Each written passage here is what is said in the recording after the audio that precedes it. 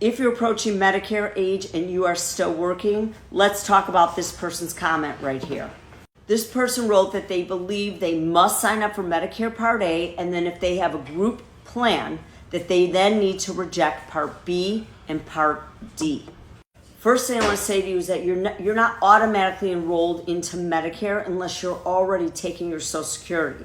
So the only way you have to reject something is if you've been automatically enrolled. Now, most people who are working are not already taking their Social Security unless they've reached full retirement age because of the earning caps that are in place. So I'm going to answer this as if this person is not taking their Social Security yet. So what happens is, let's say you're still working, you're turning 65. Do you have to sign up for Medicare Part A? No. Should you? Possibly yes, because you've earned it premium free, hopefully.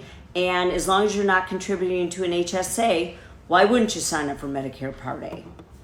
When it comes to Medicare Part B, doctor/medical insurance, and D, prescription drug coverage, there's nothing to reject because you didn't sign up and you haven't been automatically enrolled.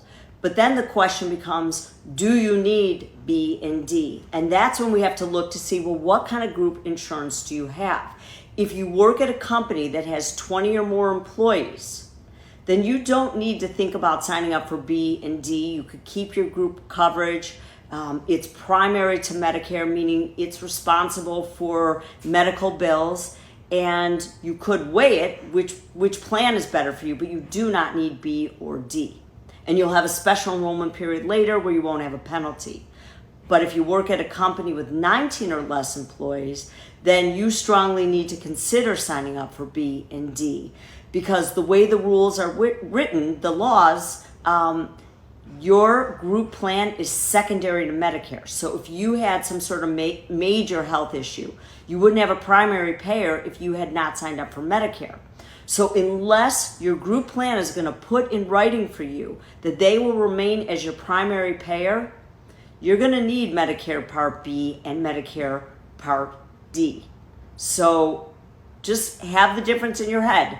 20 or more employees, 19 or less employees, which help you figure out what your path is going to be.